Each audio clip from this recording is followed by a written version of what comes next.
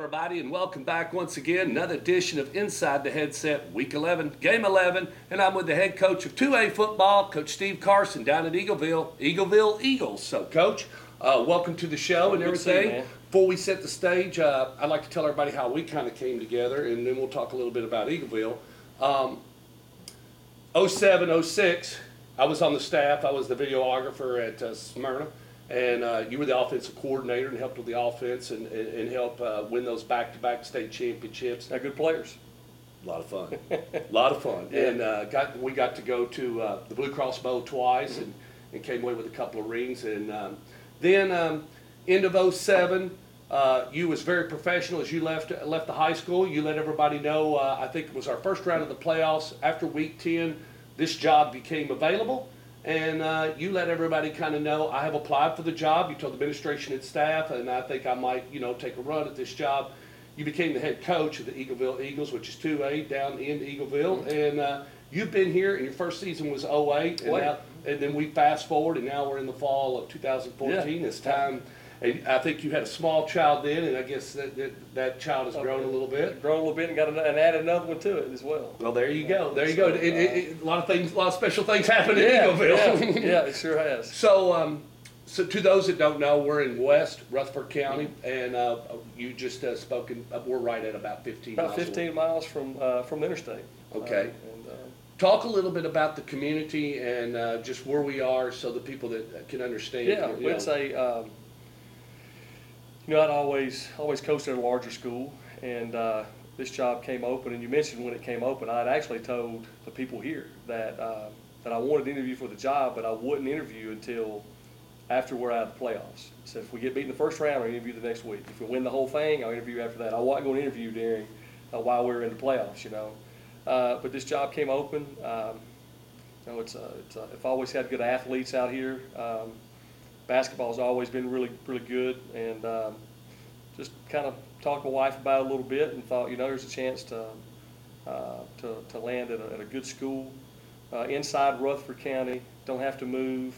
Keep my tenure. There's a lot of positives there, Yeah, a lot of moving parts that people don't really think about. Right, you don't have to move, and wife keep her job and all that sort of stuff, And I guess one of the things that really drew me was the community, the small town community of Eagleville, and it is it's a very tight knit, very proud community out here.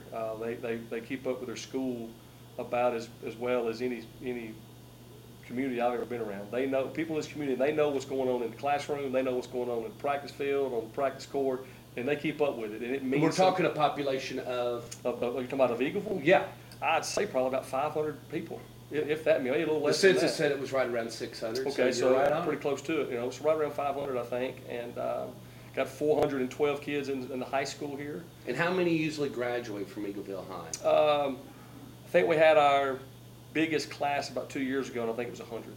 Okay. That's so it's 50 boys, 50 girls usually, or is it? Usually a little more girls than boys. So we got 40, 60, yeah, 40. something like that. Okay, because that's going to come into play here in a second. Yeah, it's the 100. Well, I think about 101 a couple years ago, and that was by far the biggest class that's ever gone through. We're usually around 80 students graduating class. Okay, so got here in 08 and talk about that first season. And we'll just not that there was a whole lot of changes that need to be made, but it has to be Steve Carson's thumbprint, and it has to be you, and you have to have certain pieces. Howard Schnellenberger's best said it when he went to University of Louisville. He told the people, he said, I'll come, but you gotta be with me. You gotta do what I say, and you gotta back me, and you gotta be in with me, or it won't work.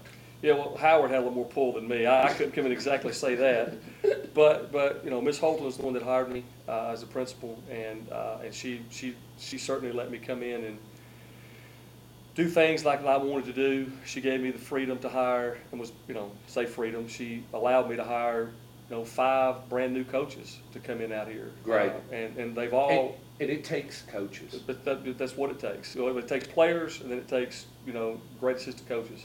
And unfortunately, we've had both of those the last several years. But it's I was able to bring in those 5 coaches, and 2 have left since then. We've replaced those. The last, I guess this is the 5th year that the staff hadn't changed any at all. Right.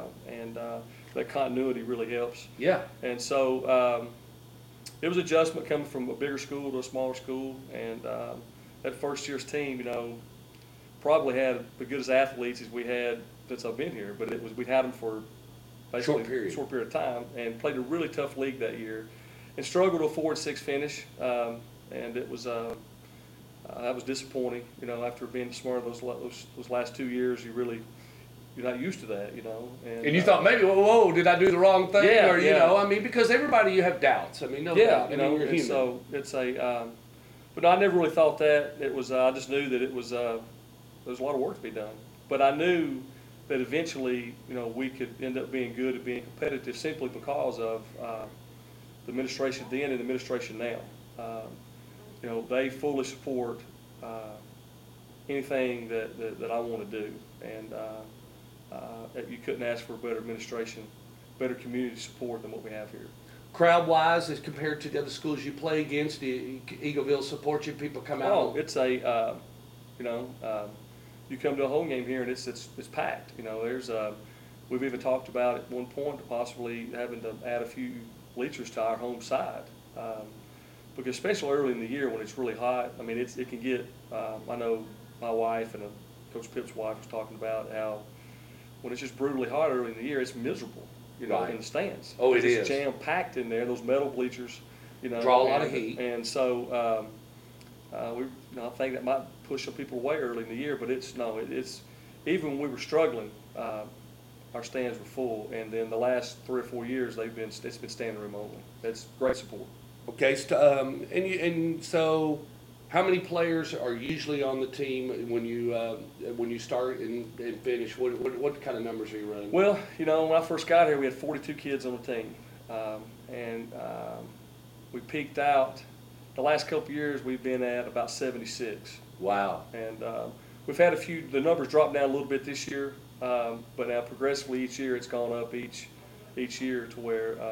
Do they have a youth football program? Yes. Okay, yes. so that helps. That helps help. you. That does help. Helps you tremendously. And we've me and you probably know Billy Spann. I know Billy Spann. Billy's assistant coach of mine, and he's the president of our youth league out here. His kids play out here, and so we're taking a more active role in that. You've got to do it. You've got to do it. And plan on doing a little more next year as we go to really get that thing going. And it's always been a good league. But we made it a little better this year, and hopefully it'll be a little better next year. Well, and when I first came in '98, I tried to indulge in the basketball, and everybody says, no. And so I went out to the youth football field at Sharp Springs in Smyrna, and there was 650 kids there, and 200 cheerleaders, and and later on I was on the board. That's how I got my start. I was an announcer, then moved through video, and then ended up doing high school. Right. And here I am with you now. Yeah. 14 years later. But that youth is so important, and some great games, and it's a lot of growing up with young kids, and that's where you find your football players, Coach. Well, if you get the right people coaching at that level, and I tell our junior pro coaches this all the time. Your job is a lot more important than mine, because if you don't handle this right, those kids will never get to me. If they're taught how you're supposed to play the game, it's a game of courage, it's a game of integrity. It's not what you see on TV most of the time. At that level, it's not necessarily about how many games you win. It's about if they're being taught how to play the game right, they're being taught how to block and tackle and hold a just football line up, hold still, discipline. Right, and if you teach them to have a true love for the game, then those kids will make it to me. But now, unfortunately, there's some competitive guys out there that they put more into the yelling and the all of it on wins for a 9-year-old junior pro team, and it turns kids off, and then those kids never get to the high school level. So that's a very critical point in a football player's life at that age, to hopefully it's done right, they're treated right, they enjoy it, and then they'll make it to me as a high school player. Well, yeah, you crack me up when you say that, because I remember one time I was calling a game on a Saturday afternoon. I guess it's about 2 o'clock in the afternoon, and it was a double B game or something, or double C anyway. Not the top level, but the next level. Mm-hmm. And anyway, the guy that was the opposing team, we were playing Woodbine, and he had on a headset, and he's calling plays.